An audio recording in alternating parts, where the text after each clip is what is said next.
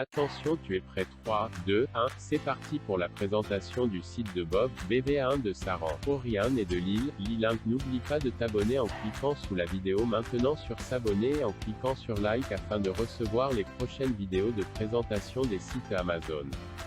Sous cette vidéo, tu trouveras des offres exclusives réservées aux abonnés de notre chaîne et chaque semaine tirage au sort de cartes cadeaux Amazon pour les abonnés à la chaîne. Bonjour à toutes et à tous, bienvenue pour cette visite 100% virtuelle des entrepôts Amazon en France. Je m'appelle Pierrick, je vais être votre guide pour la visite qui va commencer et je suis ravi de vous recevoir pour cette visite virtuelle, ce tout nouveau format de visite qui prend suite par rapport aux visites physiques que nous effectuions il y a encore à peu près un an, mais évidemment suite à l'épidémie de Covid-19, on a dû adapter un petit peu notre façon de travailler et c'est pour ça qu'aujourd'hui on vous propose une visite en direct de chez vous où que vous soyez. Si vous m'entendez et que vous me voyez, vous devez être également en mesure de voir mes deux autres collègues, Axel et Rémi, qui sont à côté de moi et qui sont en direct de leur centre de distribution. On va donc laisser un petit temps non, du coup, tout le monde est là. Je viens de vérifier que tout le monde était arrivé. Donc, on va pouvoir commencer la visite tranquillement. Donc, je vais me présenter. Je m'appelle Pierrick et je vais être votre hôte pour la visite qui va commencer. Et donc, moi, je suis en direct du centre de distribution de Saran qui se trouve près de la ville d'Orléans. Et pour celles et ceux qui ne sont pas forcément à l'aise avec les géographies françaises, Orléans se trouve à peu près à 1h, 1h30 au sud de Paris. Donc, mon centre est le premier centre qui a été implanté pour Amazon en France en 2007. On est sur une superficie au sol de 70 000 mètres carrés, ce qui représente environ 12 terrains de foot, pour vous donner un ordre d'idée. Et on est en termes de salariés à peu près à 1700 personnes embauchées actuellement en CDI sur l'entrepôt. Mon centre est un peu équivalent à celui d'Axel en termes de spécialité parce qu'ici, on traitera uniquement les petits et moyens articles, mais ça, on vous en reparlera d'ici quelques instants. Je vais donc laisser ensuite la parole à ma collègue Axel et à mon collègue Rémi qui vont pouvoir se présenter et on va commencer par Axel. Axel, c'est à toi. Merci Pierrick. Alors bonjour à toutes et bonjour à tous. Donc moi je suis Axel et je me trouve actuellement sur le site qu'on appelle Lille One. Donc en fait c'est un site qui se trouve à Levainplanck près de Douai dans le département du Nord. Et Lille One parce qu'en fait c'est le code aéroport de Lille. C'est l'aéroport le plus proche de notre centre. Cet entrepôt a ouvert ses portes en septembre 2013 et nous sommes actuellement à un peu plus de 2400 personnes en CDI sur ce site. Et site qui fait 90 000 mètres carrés. Donc 90 000 mètres carrés, ça ne vous parle pas du tout. Ça représente environ 14 terrains de football. Donc nous sommes un centre également particulier car c'est un centre où on va stocker juste des petits et des moyens articles. Alors petits moyens, en fait, chez Amazon, ce sont les articles qui vont aller jusqu'à environ 40 cm. Donc vous allez voir qu'on a des sites assez différents. Donc Rémi va pouvoir vous le dire dans sa présentation. Merci Axel. Donc, bonjour à toutes, bonjour à tous. Je suis Rémi et je suis en direct du centre de distribution qui a pour nom de code BVA1. Pourquoi BVA? Ça va, comme mes collègues, ça va correspondre au code aéroport international le plus proche, qui sera Paris-Beauvais, car mon centre de distribution est situé à Boves. Boves, c'est à une dizaine de minutes d'Amiens, 1 heure à peu près au nord de Paris. Mon centre de distribution est ouvert depuis septembre 2017. On a même eu la chance d'être inauguré par le président de la République. On va retrouver ici plus d'1 millier de personnes en CDI et on est sur une surface de 107 000 m². Ça équivaut à 15 terrains de football. Car comme l'ont dit mes collègues, j'ai une petite différence avec eux. Mon centre de distribution est spécialisé dans le gros volume. Le gros volume chez Amazon, c'est tous les articles gros, tous les articles encombrants, plus précisément, tous les articles qui vont faire plus de 40 cm. Je ne vous en dis pas plus, je vous montrerai tout cela au cours de cette visite. Merci Rémi, merci Axel pour cette petite présentation. Alors avant de quitter Axel et Rémi, je vais vous laisser repérer quelque chose que l'on a en commun tous les trois. Alors malheureusement, c'est pas notre sourire, pour le coup, on l'a, mais il est caché par le fameux masque que tout le monde a, que vous voyez un petit peu partout. On l'a également chez Amazon, ça fait partie des mesures qui ont été implantées pour lutter contre la propagation du Covid-19 au sein de nos entrepôts. Donc on va faire un petit coucou à Axel et à Rémi, on va les retrouver d'ici quelques instants pour la suite de la visite. Et je vais donc vous lancer une petite vidéo qui dure un peu moins de 30 secondes et qui va me permettre d'illustrer mes propos concernant le Covid, que vous voyez un petit peu ce qui a été donc mis en place sur nos entrepôts. Donc la vidéo va arriver d'ici quelques secondes.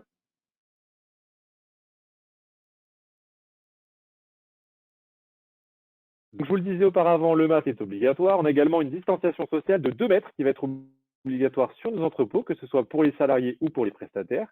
On a une prise de température qui s'effectue par caméra thermique. Vous le voyez d'ailleurs actuellement à votre écran, c'est le petit cercle vert au niveau de la vidéo. On a des lingettes désinfectantes, des solutions hydroalcooliques à disposition.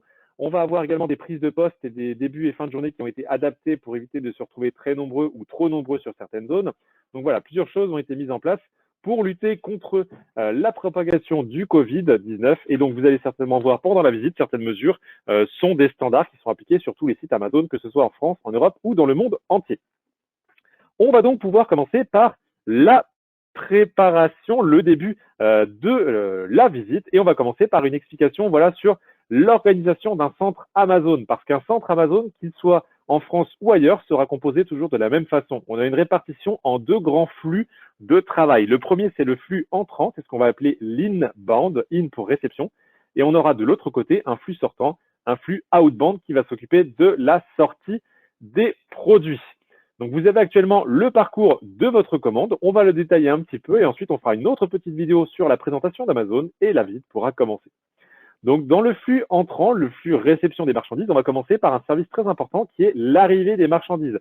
On va tout simplement récupérer tous les produits directement des transporteurs, directement des semi-remorques, pour les emmener ensuite vers l'étape de l'enregistrement. Et oui, tous les produits qu'on a réceptionnés, il faut les enregistrer, il faut les intégrer à notre inventaire. Et donc ça, c'est Axel qui nous le présentera en direct de son centre de Louvain-Planck.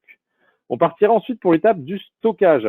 Tous les produits qu'on a réceptionnés, qu'on a enregistrés, il faut aller les ranger parce que si on ne sait pas où on les range, on ne pourra pas venir les récupérer. Donc, on va aller voir l'étape du stockage et on va aller voir l'étape du prélèvement. Ces 2 étapes qui sont relativement proches et que Rémi nous présentera en direct de son centre de Beauvais, où vous verrez un petit peu ce qui se passe pour les sites spécialisés dans les produits de gros volume. C'est un petit peu l'intérêt du centre de Rémi, c'est qu'ils ont une façon de travailler un petit peu différente des sites traditionnels et c'est ce qu'il nous expliquera avec grand plaisir. On passera ensuite à l'étape de l'emballage. Le produit qu'on a récupéré, évidemment, il faut le mettre dans le fameux colis avec le sourire pour vous directement. Donc, Axel nous présentera cette étape très importante qui est en fait la petite touche finale. On va pouvoir mettre la cerise sur le gâteau à votre produit en l'emballant. Et on passera ensuite à l'étape du slam. Le slam, c'est l'étape robotique de notre centre. C'est une machine qui va pouvoir effectuer la tâche à la place d'un humain. Vous verrez, c'est une tâche très délicate, très répétitive. Et donc, c'est une machine qui le fait. Cette machine s'appelle le slam et c'est Rémi qui nous le présentera. Et on terminera par l'étape des expéditions. Donc, c'est la dernière étape, en fait, ce qu'on appelle the last mile. C'est quand on transporte votre colis directement pour l'emmener chez vous et tout ce que cela implique. Avant de partir donc découvrir la réception sur un de nos sites, je vais vous passer une petite vidéo qui dure un peu moins de 2 minutes et qui va vous présenter l'histoire d'Amazon. Vous allez voir la création, la place d'Amazon dans le monde actuellement et surtout les ambitions, ce qui va arriver d'ici quelques temps, etc. Je vous lance la vidéo, je vous souhaite un bon visionnage et on se retrouve juste après la vidéo. À tout de suite. L'entreprise Amazon que vous connaissez aujourd'hui ne ressemble pas à l'entreprise Amazon des débuts. En 1995, Amazon vendait uniquement des livres en ligne. Chaque commande était soigneusement emballée dans un petit garage de Seattle, aux États-Unis. Puis, elle était livrée en personne jusqu'au bureau de poste. À l'époque, Jeff Bezos espérait qu'Amazon aurait un jour les moyens d'acheter un chariot élévateur. Plus de 20 000 chariots élévateurs et quelques centaines d'entrepôts plus tard, il s'avère que les livres n'étaient que le premier chapitre de notre histoire. Au fil des années, Amazon est passé d'un simple catalogue de livres à la plus grande sélection d'articles sur Terre. Nous employons aujourd'hui plus de 750 000 personnes dans plus de 20 pays partout dans le monde et avons révolutionné la façon de faire des achats. Nous soutenons également des millions de vendeurs indépendants de petites ou moyennes entreprises dans le monde entier pour vous proposer tous les produits que vous aimez. Notre flotte d'avions, de camions et nos partenaires de livraison de proximité évoluent en permanence pour offrir toujours plus de commodités. Aujourd'hui, les clients Amazon peuvent recevoir leurs commandes quand ils le souhaitent, y compris le jour même ou le lendemain. Mais nous ne faisons pas qu'expédier des produits. Parfois, nous les créons nous-mêmes. En 2007, nous avons lancé notre premier appareil conçu pour améliorer la vie de nos clients, la liseuse Kindle. Depuis, d'autres produits et services ont suivi.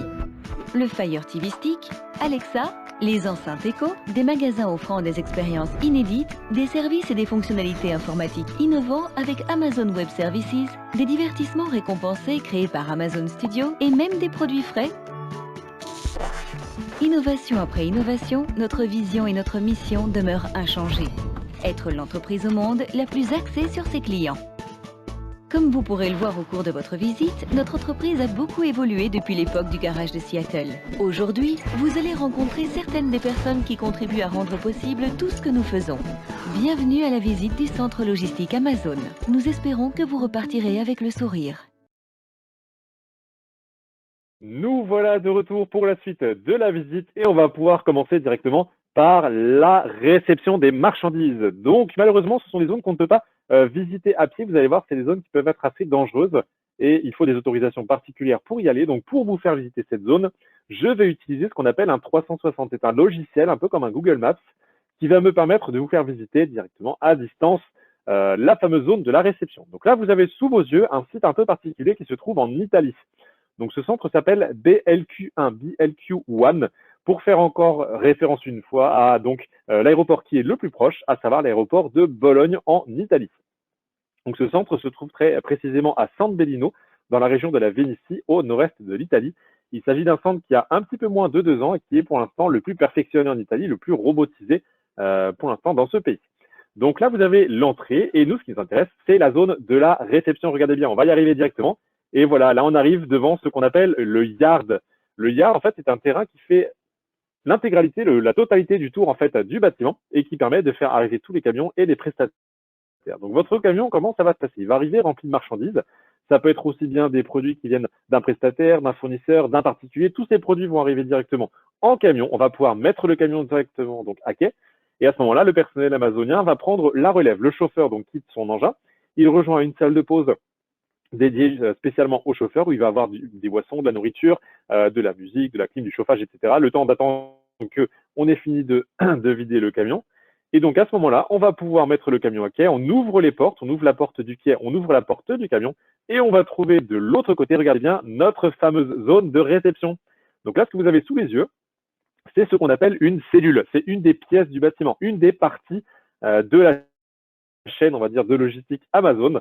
Et nous, ce qui nous intéresse plus pour l'instant, c'est de l'autre côté, c'est les fameux quais de réception. Regardez, ils sont juste là actuellement sous vos yeux. C'est les portes qui sont tout au fond. Donc le principe est très très simple.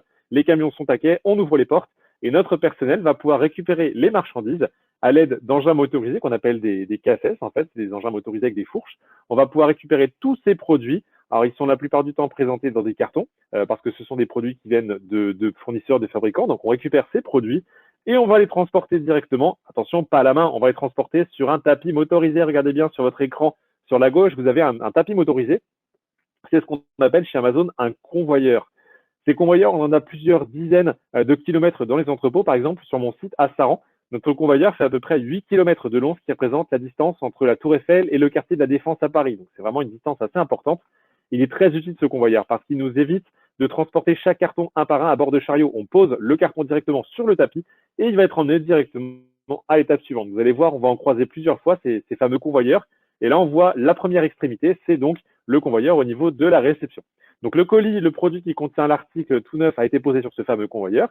Le colis va avancer et il va rejoindre la zone suivante, la zone de la réception, ce qu'on appelle les lignes de réception. Et on va retrouver Axel en direct de son centre de distribution dans la zone de la récive, la zone de la réception. Et elle va nous présenter cette fameuse ligne de réception et un petit peu comment ça se passe. Et nous, on se retrouvera un petit peu plus tard. Axel, c'est à toi.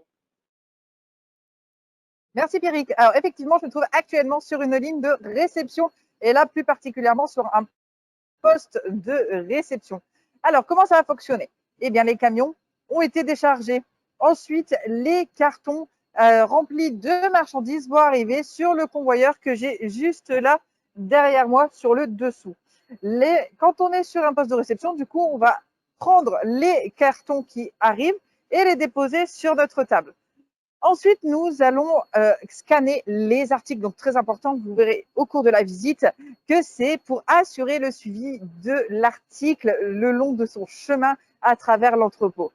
Quand on va scanner notre article, eh bien, ensuite, nous avons l'écran. Donc, sur cet écran, nous allons pouvoir voir si la correspondance physique et informatique est bien là.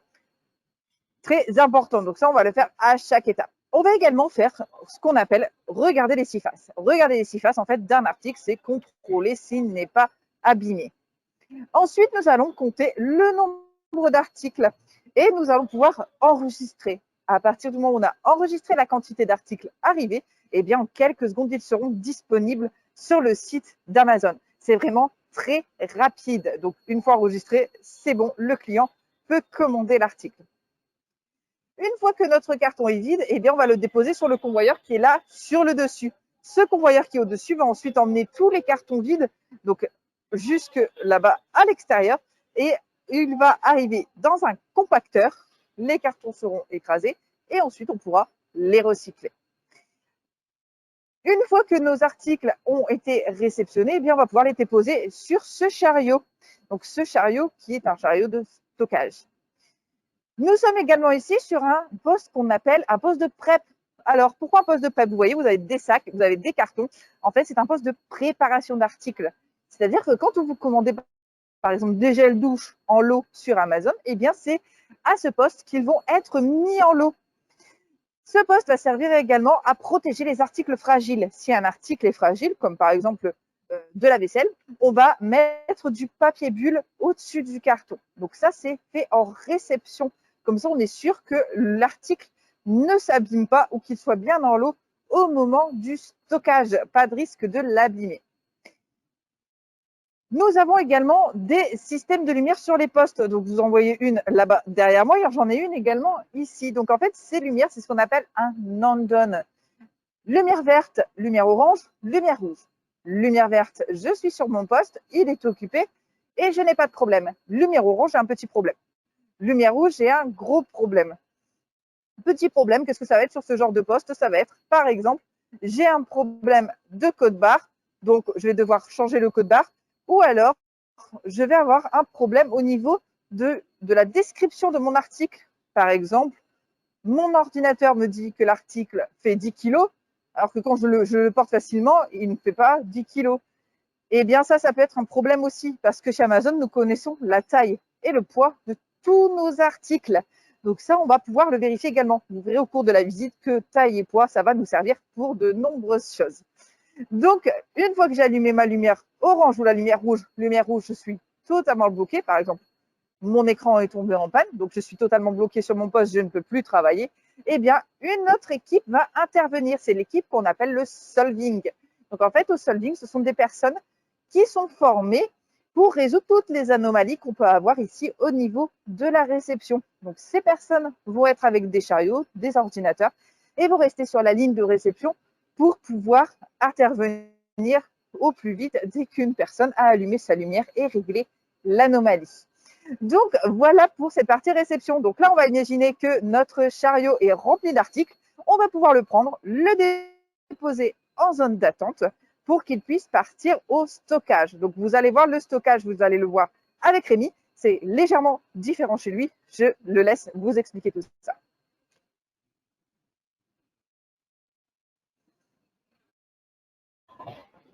Merci Axel. Donc vous voici ici de retour sur le site spécialisé dans le gros volume. Donc on va avoir quelques petites différences avec Axel. Nous, les articles ne vont pas être enregistrés dans des chariots, mais dans des grandes cages. Ben, on a de la chance, ça arrive en direct juste derrière moi. Ces chariots, une fois prêts, vont être récupérés par le cassette de catégorie 2 que vous venez de voir passer et être déposés dans une zone d'attente. Ensuite, les stowers, donc les personnes qui vont mettre en stock, les personnes qui vont ranger les articles dans les grands rayonnages derrière moi vont récupérer ces cages à l'aide d'engins que vous voyez comme ici, juste derrière moi. Bien évidemment, pour conduire ces engins, on n'arrive pas du jour au lendemain, on monte dessus et on part. On va suivre une formation. Donc pour les personnes qui vont conduire les engins en préalable, ils doivent avoir leur permis CACES. Une fois ces permis CACES obtenus, ils arrivent chez Amazon, ils vont être également accompagnés par la School. La School, c'est notre école de formation. On va avoir un endroit spécifique avec des grands rayonnages comme derrière moi où on va pouvoir s'entraîner et valider nos autorisations de conduite interne. Une fois ces validations d'autorisation de conduite validées, donc on va pouvoir conduire ces différents engins. tout en respectant la sécurité, ce qu'on appelle chez nous safety first, sécurité avant tout. Donc, on va notamment porter ces équipements. On va avoir une casquette avec une coque à l'intérieur, un gilet haute visibilité ou encore les chaussures de sécurité. Mais mes collègues vont également regarder avoir un harnais et une ligne de vie. Ils vont être en sécurité sur leur engin de manutention car ils vont rentrer dans ces grands rayonnages à l'aide d'un filoguidage. Donc le filoguidage, c'est une ligne directrice électrique au sol. Donc on se met parallèle à cette ligne, on actionne un bouton, une fois le bouton actionné, ça sonne, une fois que ça s'arrête de sonner, je peux rentrer dans le système de filoguidage. Je pourrais ni tourner à gauche, ni tourner à droite, je vais juste pouvoir avancer et reculer et monter en toute sécurité jusqu'à 7 mètres de hauteur. C'est pour ça qu'on a le harnais et la ligne de vie. On va accompagner la cage pour monter. Maintenant, je vais vous expliquer ce process de rangement, ce process de mise en stock. C'est le dernier process, c'est la dernière étape du service inbound, du service qui gère les flux entrant toute l'entrée de la marchandise. Donc, tout simplement, ils ont juste à scanner la cage. Une fois la cage scannée, récupérer un article à l'intérieur de la cage. Encore une fois, contrôle qualité, je vais vérifier les 6 faces de l'article qui n'est pas abîmé. Retrouver son code barre, scanner son code barre. Une fois son code barre scanné, on vérifie une nouvelle fois le titre, comme vous l'a dit Axel tout à l'heure. Donc, c'est la couleur, la taille, la référence de l'article. Mais la petite particularité, chez Amazon, je vais déposer l'article là où je le souhaite.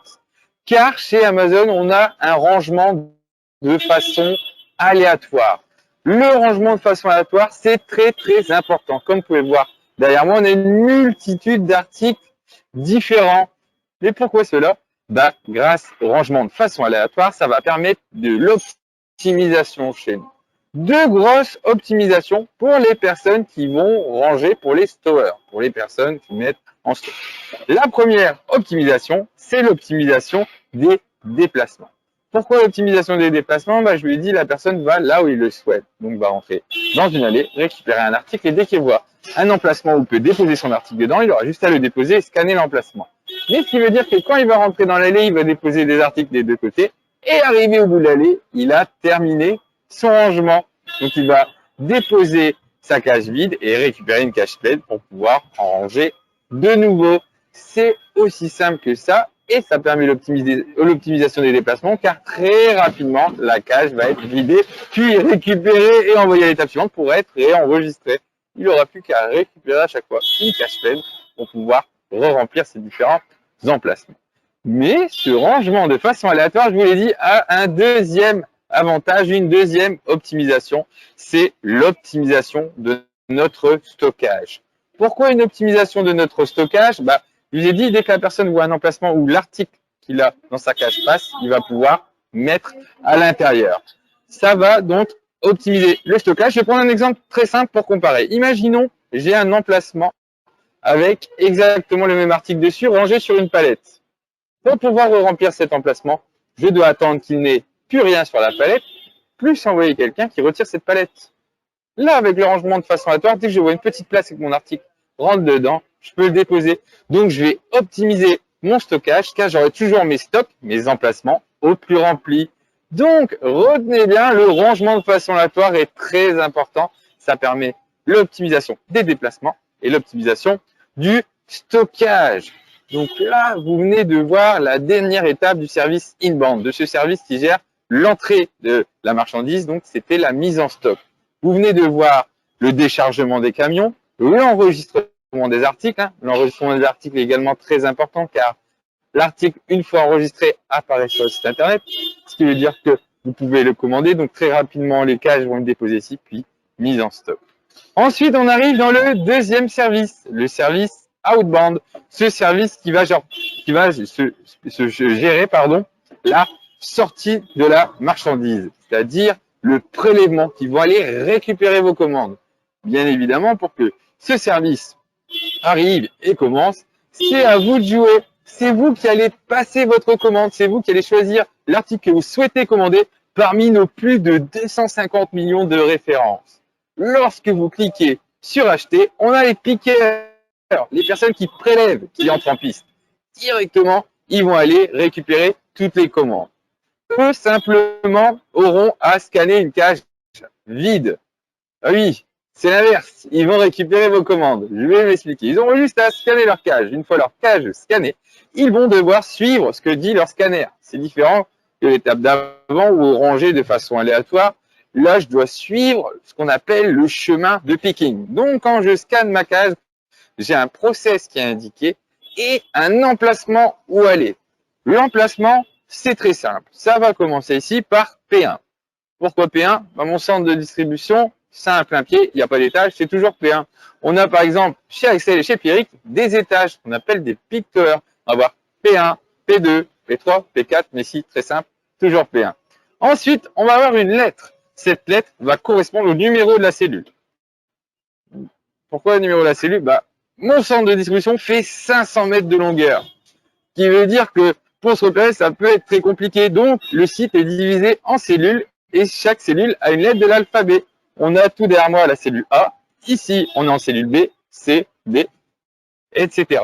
Donc, si par exemple, j'ai une personne qui prélève, qui doit aller dans l'allée juste derrière moi, comme on peut voir, le collègue, ça va être indiqué sur son scanner P1B 370, car ensuite, il a le numéro de l'allée qui est indiqué juste au-dessus. Donc là, P1B 370, en fond d'écran, il va avoir deux traits d'une couleur. Donc par exemple là, la couleur rouge.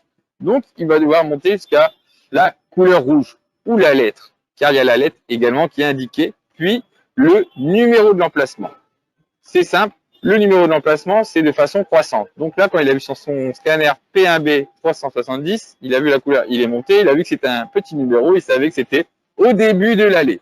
Il aura juste à scanner l'emplacement. En scannant l'emplacement, toujours la technologie est là pour aider nos collaborateurs. Ça s'allume, c'est rouge, on a scanné le mauvais emplacement. Ça s'allume, c'est vert, j'ai scanné le bon emplacement. Si j'ai scanné le bon emplacement, ça va m'indiquer l'article que j'ai besoin de récupérer. Donc, on va notamment avoir la photo et encore le titre de l'article.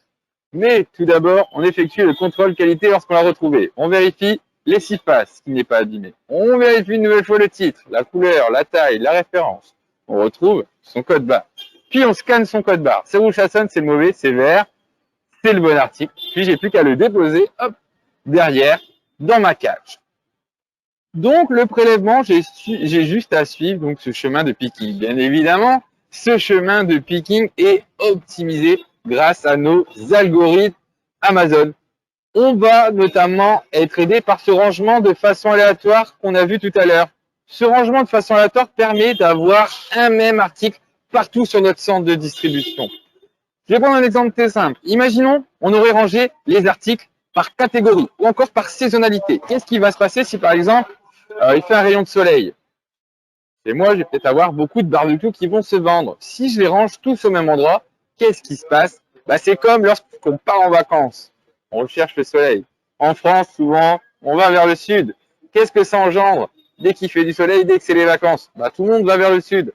Ça engendre des embouteillages, des surchauffes de voitures ou encore des personnes qui s'énervent. Et là, vous pouvez le voir, tous les trajets sont optimisés. Donc, vous avez vu derrière moi, vous n'avez pas l'impression qu'il y a grand monde. Oui, tous les trajets sont optimisés pour éviter que tout le monde soit au même endroit. C'est pour ça que les articles ne sont pas rangés au même endroit. Donc, c'est cette étape de prélèvement qui est vraiment très important. Le prélèvement va se terminer, arriver à un moment bien évidemment. On va demander à nos cliqueurs, ceux qui prennent, de ne pas dépasser la ligne noire. Vous avez vu, il y a une ligne noire qui est un repère au niveau de la sécurité. Pourquoi un repère au niveau de la sécurité? Ça va être un repère au niveau de la visibilité. Car ensuite, une fois terminé, j'ai des personnes qui vont pousser les cages. Donc ce repère va permettre de ne pas dépasser.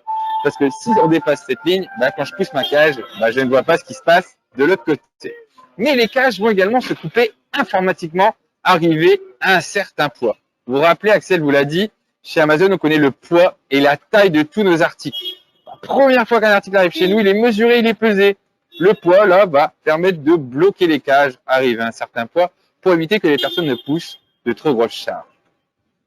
Où va-t-on maintenant déposer ces cages une fois qu'on a terminé notre prélèvement? Rappelez-vous, quand je vous ai indiqué qu'on commençait son processus de travail, on scannait la cage. En scannant la cage, ça nous indiquait un processus de travail plus un emplacement. Mais le processus de travail va nous donner le lieu où je dépose ma cage.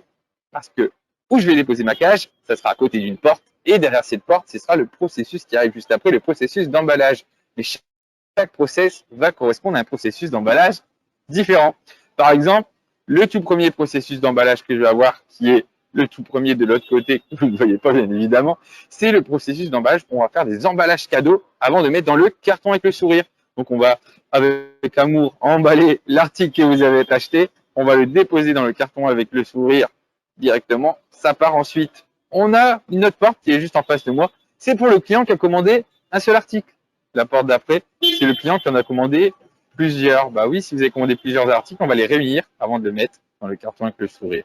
Ou on a encore une porte qui va correspondre à ce qu'on appelle la BOD, la Box on Demand. En fait, tous les articles qui ne rentrent pas dans les tailles de carton standard vont passer par cette machine. Box on Demand, bah en fait, c'est des scanners tridimensionnels qui vont scanner les articles et sortir des cartons sur mesure. Donc, je vais déposer ma cage selon le processus d'emballage qui va suivre. Donc là, vous allez vous imaginer, on revient sur le site d'Axel et de Pierrick qui, eux, vont travailler avec des petits objets. La petite différence qu'ils vont avoir qu'avec moi, où il y a tous ces engins, où les personnes seront piétons, vont travailler avec un chariot et une cage qu'ils vont déposer dessus. Une caisse noire, pardon, qu'ils vont déposer sur leur chariot. Ils vont scanner les articles, c'est le même système, c'est les mêmes algorithmes, les trajets sont également optimisés, c'est toujours pareil. Là, cette caisse va se couper informatiquement, arriver à 15 kg, mais on va aussi demander, donc pour des raisons de sécurité, de ne pas dépasser la taille de la caisse. Rappelez, hein, la caisse fait 40 cm. Car tout ce qui fait plus de 40 cm passe par mon forme de distribution. Donc, tout simplement, bon, une fois que la caisse est terminée, je vais fermer ma caisse noire et la déposer sur un convoyeur.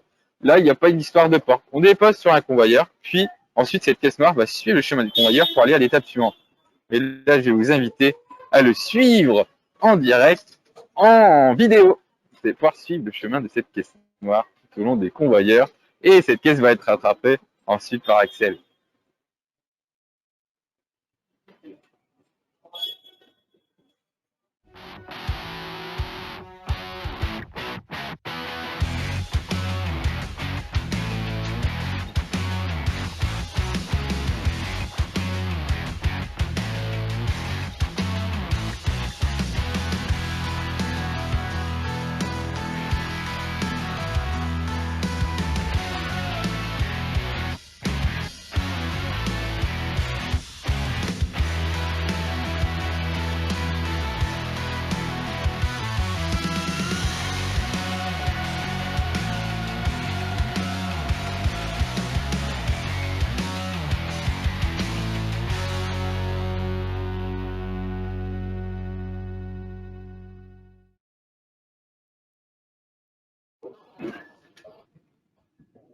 Me voici de retour et cette fois-ci sur une ligne d'emballage. Donc là, je suis cette fois avec Elodie. Salut Elodie.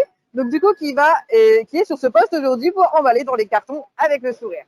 Alors, vous venez de voir le chemin de notre bac. Eh bien, notre bac est arrivé ici, sur le convoyeur du dessus. On va ensuite prendre le bac et le faire aller ici sur la rampe et on va scanner le code barre de ce bac.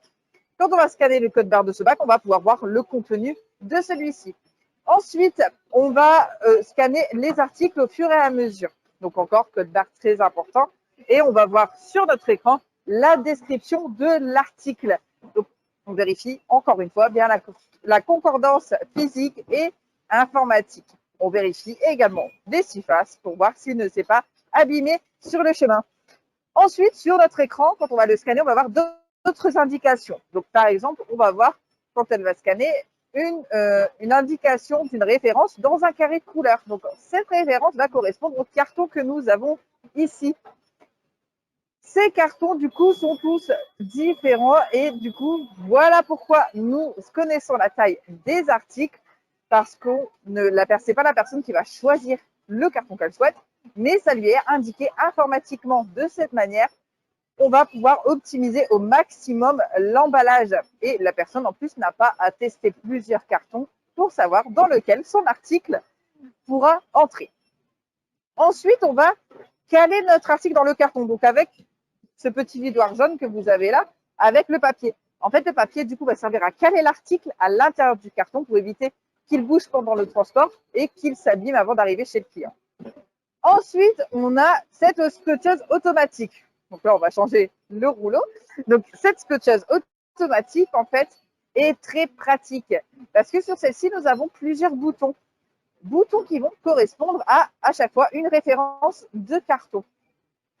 Du coup, en appuyant sur le bouton de notre scotcheuse automatique, eh bien, cette machine va nous sortir exactement le bon nombre de centimètres de scotch par rapport à la taille du carton utilisé. C'est vraiment très pratique. Dernière étape, on va peut-être attendre de voir. Voilà, vous voyez, on a appuyé sur le bouton. Elle a juste à tirer le bout de scotch qui sort et ça correspond tout à fait à la taille de son carton. La dernière étape, ça va être de coller un autre code barre sur le colis. Code barre qui ressemble à celui que j'ai ici. C'est ce qu'on appelle un SPO. Le SPO est très important. On va scanner ce code barre et du coup, informatiquement, il contiendra toutes les informations du client. C'est-à-dire qu'ici, Elodie ne sait jamais pour qui elle emballe les colis. Tout est confidentiel chez Amazon. On garde la confidentialité des clients.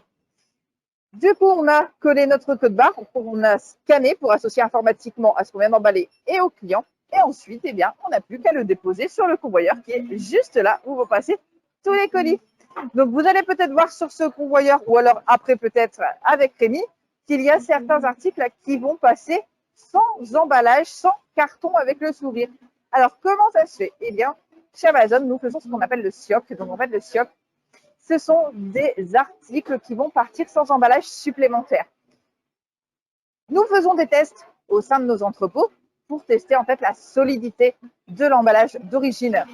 Si l'emballage d'origine de l'article est assez solide, que l'article ne risque pas d'être cassé entre ici et chez le client, eh bien, pas besoin de rajouter du carton supplémentaire. Ça, en tant que client, vous pouvez le savoir.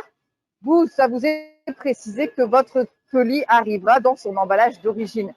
Si vous ne souhaitez pas que ça arrive dans son emballage d'origine, pas de problème. Vous cochez une petite case et du coup, vous aurez tout de même votre colis dans un carton Amazon. Donc voilà pour l'explication de l'emballage. Et bien maintenant, nous allons repartir chez Rémi qui va vous montrer où s'en vont tous ces petits colis, c'est-à-dire au slab.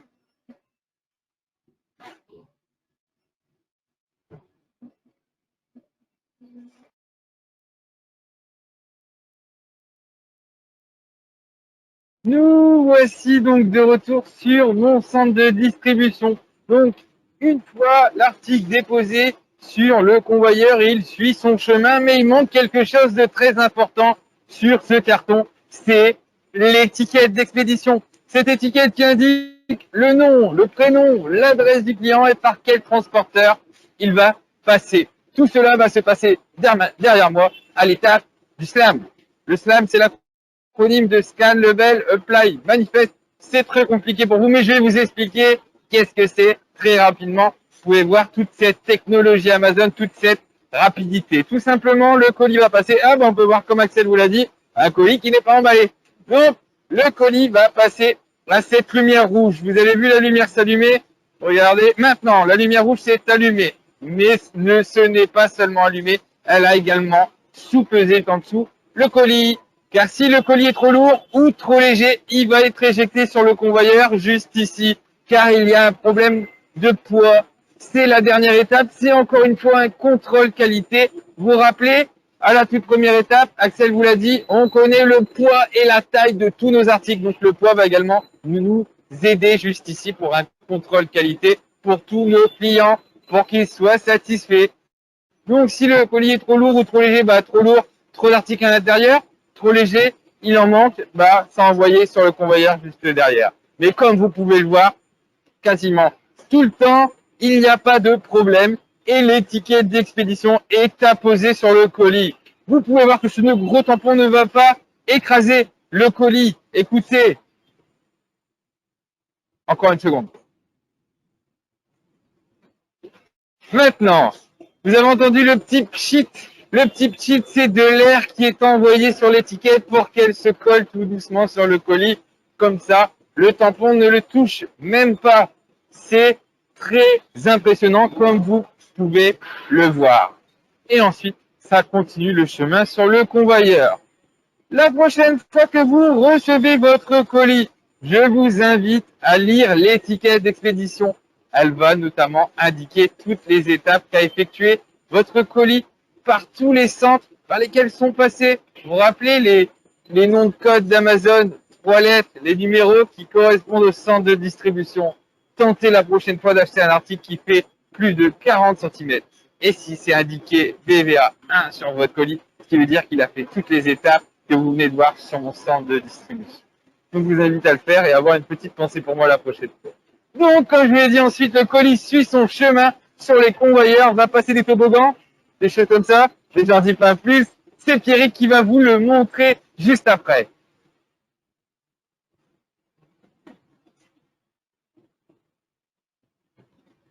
Merci Rémi pour cette présentation et merci Axel également pour les étapes précédentes. Alors effectivement, vous l'avez vu juste auparavant, votre colis est posé sur ce fameux convoyeur, il va recevoir son étiquette d'expédition et il va partir sur un tapis qu'on appelle le sorteur. C'est tout simplement un tapis qui va sortir les marchandises. Voilà, c'est pas très compliqué pour le coup, mais ça on va le découvrir directement via notre centre BLQ1 qui se trouve en Italie. Et là, vous voyez sous vos yeux cette zone s'afficher. Vous êtes bien dans la zone des expéditions. Donc on voit le fameux sorteur qui est sur la gauche, qui est en train de faire justement sortir les tapis vers l'étape suivante. Et tout va arriver vers ces grands toboggans un petit peu circulaires qu'on appelle une chute. Une chute, c'est tout simplement voilà, ce toboggan qui va permettre de faire avancer les colis à l'étape suivante. Et ces toboggans ne seront évidemment accessibles que pour les colis. Interdiction aux salariés de l'emprunter pour des raisons de sécurité. Donc vos colis vont pouvoir descendre. Et vous le voyez sur la droite d'ailleurs, je vais zoomer un petit peu. On a une chute et on a tout en bas ce qu'on appelle un emplacement. Un emplacement, c'est soit un grand carton, ce qu'on appelle une pale box. Donc en fait, c'est un grand carton rempli de petits cartons. Ça nous permet d'optimiser la place et le rangement dans les camions. Et on a également des cages grillagées qui vont nous servir d'emplacement. Alors ces emplacements, à quoi ils servent? Tout simplement à rassembler les colis vers les différentes zones d'expédition, Île-de-France, sud de la France, est, ouest, etc., vers les différents transporteurs, la Poste, Colissimo, UPS, FedEx, etc., et surtout à respecter les heures de départ camion, très important. Chaque colis, selon l'heure à laquelle il est commandé, doit partir avant une certaine heure. Et c'est grâce à ce système qu'on peut respecter ce temps d'expédition. Donc vos colis, grâce à des aiguillages, vont emprunter tel ou tel tapis, telle ou telle chute. Ils vont tomber dans ces fameux emplacements. Et on va retrouver sur la scène d'après nos fameuses chutes ainsi que nos emplacements. Donc on va remplir ces emplacements jusqu'à ce qu'ils soient pleins ou que l'heure de départ est arrivée. Et qu'est-ce qu'on fait après ces emplacements? On les transporte directement vers l'étape suivante, qui est l'étape des quais. Regardez bien, on retrouve nos fameux quais d'expédition qui sont juste sous vos yeux. Donc je vais zoomer un petit peu pour que vous puissiez distinguer. Derrière le poteau, on a le quai numéro 49 qui est actuellement ouvert. Donc c'est le même principe que la réception, sauf que là, au lieu de décharger, on charge tout simplement. Donc on charge les cages grillagées ou les palbox, ces grands cartons, directement dans les camions. Quand l'heure est arrivée ou que le camion est plein, on ferme la porte. On va pouvoir le savoir notamment grâce à l'écran qui est de chaque côté de la porte et qui nous résume un petit peu les informations importantes, notamment l'heure de départ camion. Ça, c'est vraiment très important à respecter. Une fois que c'est donc le cas, on ferme la porte. On va pouvoir poser un plomb pour éviter que un genre de scellé, pour éviter que le camion s'ouvre, qu'on vienne se servir dedans directement. Et on va retrouver de l'autre côté nos fameux quais d'expédition. Donc, on en a encore à peu près une trentaine ici. Le chauffeur revient, il reprend possession de son engin, il est prêt à partir, il quitte l'entrepôt et ça part pour ce qu'on appelle the last mile. The last mile, c'est le dernier kilomètre. C'est le petit moment qui sépare notre entrepôt de votre adresse. En général, ça passe par un centre de tri ou un prestataire qui va retrier tous les cartons et les redispatcher en fonction de votre adresse. Et après, vous n'avez plus qu'à guetter le facteur et votre colis arrivera directement chez vous. Voilà, vous avez fait la préparation de votre commande de la réception jusqu'à l'expédition. Il faut savoir qu'entre les deux parties que vous a présentées Rémi, entre la préparation, entre le prélèvement du produit et l'étape du slam, cette machine qui pose l'étiquette, il faut compter environ 2 heures. 2 heures, c'est le temps moyen de préparation d'une commande. Ça peut être plus long, ça peut être plus court, ça dépend tout simplement de votre adresse, de votre abonnement, si vous êtes Prime ou non. Ça va dépendre de plein de choses, mais il faut compter environ 2 heures. C'est le temps moyen de préparation d'une commande. Voilà, la visite est terminée. On va pouvoir donc retrouver Axel et Rémi qui sont toujours en direct de leur centre de distribution. Et on va passer aux questions-réponses. Pour le coup, c'est une étape que vous attendez, j'imagine, avec beaucoup d'impatience et qui va nous permettre de répondre à toutes les questions que vous avez pu poser pendant la visite. Alors, effectivement, j'ai déjà des questions qui commencent à arriver. Alors, on a une première question qu'on va pouvoir poser du coup. Alors, on va commencer par Axel. Donc, Axel, Jérémy voudrait savoir comment on est devenu guide. Est-ce que tu peux répondre à Jérémy? On va demander aussi à Rémi juste après ce qu'il pense de cette question. Alors, on a tous les trois un petit peu le même parcours, c'est-à-dire que nous avons tous commencé comme intérimaires chez Amazon et ensuite nous avons été sur les opérations qu'on vient de vous présenter. Donc moi, par exemple, j'ai commencé au prélèvement des articles, ensuite j'ai été au service qualité et il y a une annonce qui est parue pour le poste de guide pour les FC Tours. Du coup, j'ai postulé et c'est ainsi que je suis maintenant devenue guide. Merci Axel. Alors, on va maintenant poser la question à Rémi. Rémi, comment es-tu arrivé à ce poste de guide accompagnateur chez Amazon? Merci pour cette question. Comme vous l'a dit Axel, on a un peu un parcours similaire. Je suis arrivé en tant qu'intérimaire où j'ai fait du prélèvement.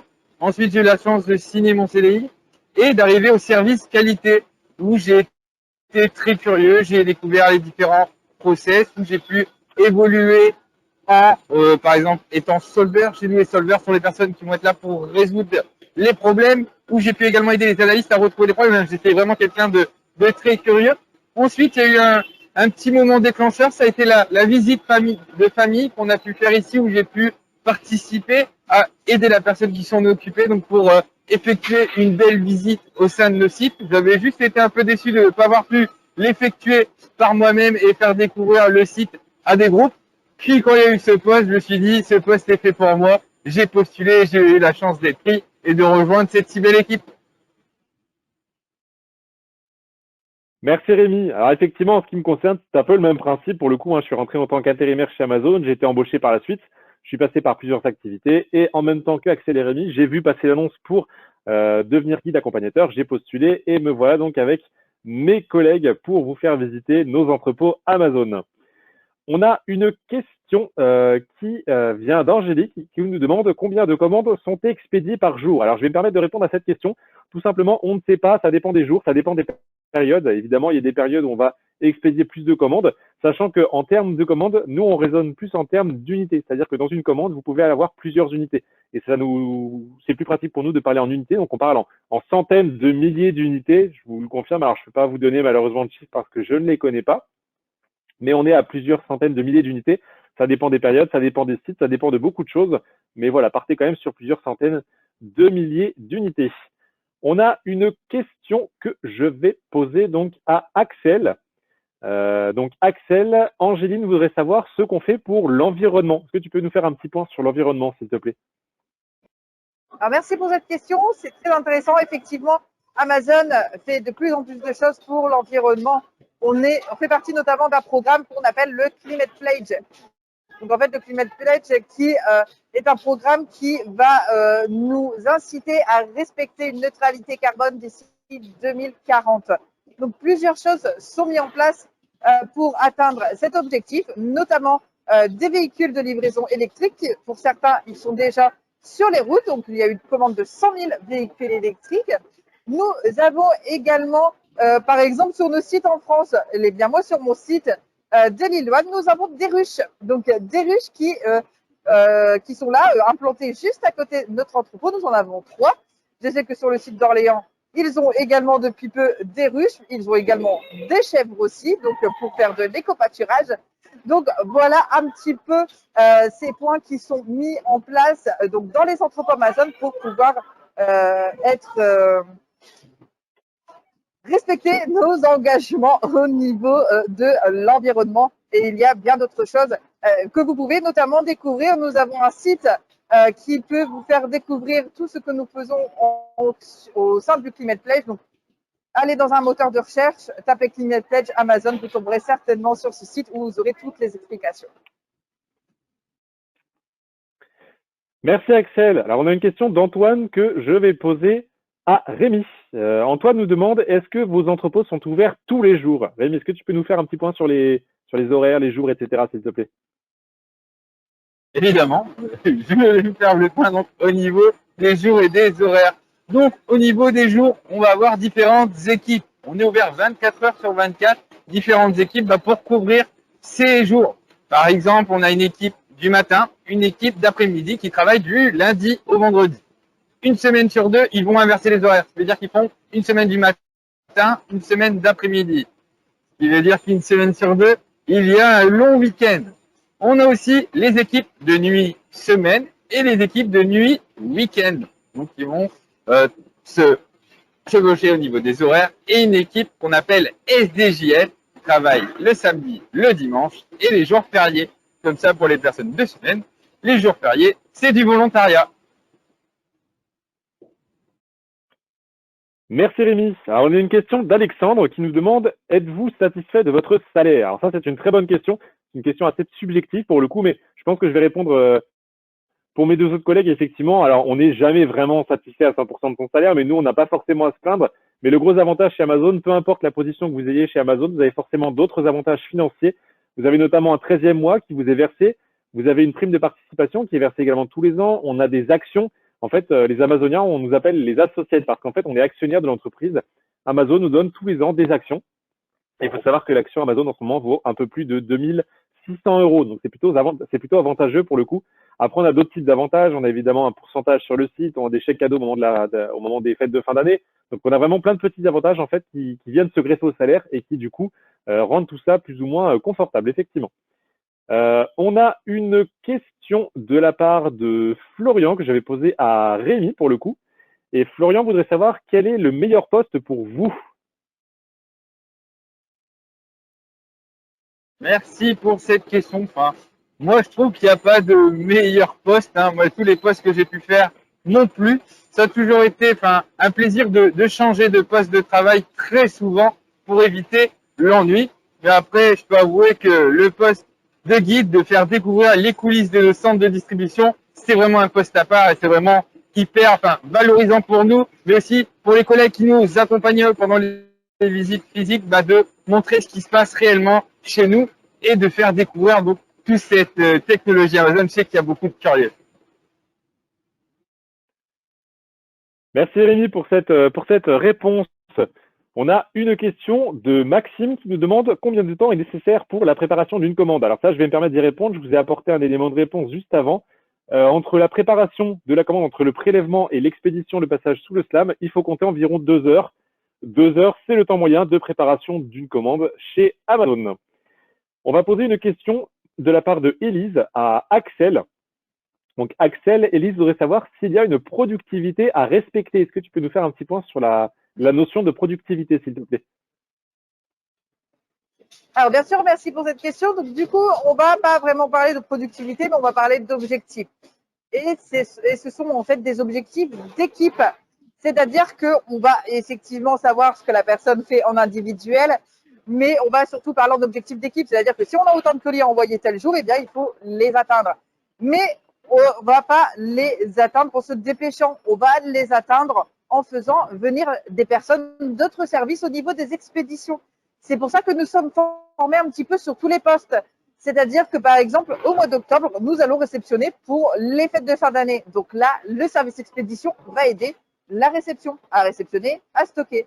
Et ce sera l'inverse au mois de décembre. Ce sera l'équipe de réception qui aidera l'équipe d'expédition. Donc, c'est-à-dire que nous avons quasiment toute l'année les mêmes objectifs d'équipe. Mais si on a plus à envoyer, on ne va pas demander aux gens de se dépêcher, mais on mettra plus de personnes dans tel ou tel service selon les besoins. Merci Axel. Alors on a encore 2 petites questions. On va en poser donc une dernière à Rémi. Donc Rémi, Nicolas voudrait savoir si on travaille avec des AGV. Donc je précise AGV, Automated Guided Vehicle. Est-ce que tu peux nous faire un petit point là-dessus, s'il te plaît? Oui, bien sûr. J'ai la chance d'en avoir sur mon centre de distribution. Donc, c'est des genres de transpalettes qui vont porter les palettes. Ça va permettre une montée en compétence de nos employés. Donc, j'ai des collègues qui ont pu évoluer sur ce qu'on appelle Captain AGV. Donc, ils vont avoir un ordinateur et vont pouvoir gérer différents AGV. Donc, c'est bien évidemment, donc, ces AGV vont permettre, donc, d'un côté, donc, faire évoluer nos équipes, mais ça va aussi permettre d'éviter un travail pénible. C'était pour éviter que les personnes prennent leur tire-pale, qui récupèrent les cages et ils fassent tout le tour du site pour déposer différentes palettes, donc avec un geste inconfortable de regarder en arrière en conduisant son engin. Donc ces AGV sont vraiment très importants chez nous. Donc pour, en résumé, une montée en compétence de nos employés et retirer une épine de nos pieds. Donc c'est enlever un poste qui était assez compliqué. Merci Rémi pour cette explication sur les fameux AGV. On a une dernière question de la part de Elsa qui nous demande qu'en est-il du turnover chez Amazon? Alors ça, c'est une très bonne question qui est posée assez souvent. Pour le coup, effectivement, oui, il y a du turnover chez Amazon parce qu'on est très nombreux. On vous le disait en fait en début de visite, on est à peu près, donc sur mon site, 1700. Sur le site de Rémi, ils sont à peu près 1000 CD. Sur le site d'Axel, ils sont un peu plus de 2000, je crois, de mémoire. Donc ça fait beaucoup de monde, sachant qu'en plus, il y a beaucoup d'intérimaires. Effectivement, ça tourne assez souvent chez Amazon, mais ça n'empêche pas certaines personnes de rester pendant plusieurs années, effectivement. Donc moi, j'ai eu par exemple mes 5 ans d'ancienneté il n'y a pas si longtemps que ça. Axel s'en approche doucement. Rémi est encore tout jeune chez Amazon, mais il va s'en approcher petit à petit. Il faut savoir que sur mon centre à Saran, pour avoir un ordre d'idée, on est à peu près à 1700 embauchés et on est à 680 personnes qui ont 5 ans d'ancienneté et plus. Et on a des personnes l'année dernière qui ont fêté leurs 20 ans d'ancienneté. Ils sont arrivés en même temps que l'arrivée d'Amazon en France. Donc on a évidemment des gens qui tournent, on a des gens qui restent. Amazon fait tout pour que les gens restent en leur proposant des nouvelles formations, en leur proposant des nouvelles expériences. Mais on ne peut pas empêcher quelqu'un de partir et de se sentir pas forcément bien. Donc on propose des options de reconversion éventuellement si une personne n'a plus envie de rester auprès de nous. Il y a plein d'options qui sont permises. C'est pour ça éventuellement que les gens partent parce qu'on leur offre l'opportunité de faire autre chose. Mais on tient vraiment à l'expérience. Et notamment, on tient à nos anciens, donc enfin nos anciens qui sont pas si anciens que ça pour le coup, mais on tient vraiment à toutes ces personnes. C'est ce qui fait un peu la diversité et qui est très important pour le coup chez Amazon. Voilà, nous sommes arrivés au terme de toutes les questions. Nous avons répondu à toutes vos questions. J'espère que vous avez eu donc la réponse à toutes vos petites interrogations. J'espère que la visite vous a donc intéressé et que pour le coup, voilà, vous repartez un petit peu plus, un peu moins embrumé de ce qui se passe chez Amazon pour le coup. On va donc pouvoir vous laisser, la visite est terminée. En tout cas, on vous souhaite une belle après-midi. Ne quittez surtout pas à la fin, dès que ce logiciel va se finir, vous allez avoir une enquête de satisfaction qui va apparaître à votre écran et qui vous permettra de nous noter, savoir un petit peu ce que vous avez pensé de la prestation. Si vous voulez dire à Axel et à Rémi qu'ils ont super bien bossé, qu'ils sont exceptionnels, n'hésitez pas à le dire, ça leur fera plaisir. N'hésitez pas non plus à faire des remontées si vous pensez que des choses peuvent être améliorées, ça nous fait toujours plaisir. Ça fait à peu près 1 mois et demi que les visites virtuelles ont commencé. Donc, il peut y avoir des choses à changer. On compte sur vous pour nous donner votre avis. Voilà. Donc, en tout cas, merci d'avoir été présent. Passez une bonne après-midi. Prenez soin de vous et à une prochaine fois pour une autre visite. Au revoir.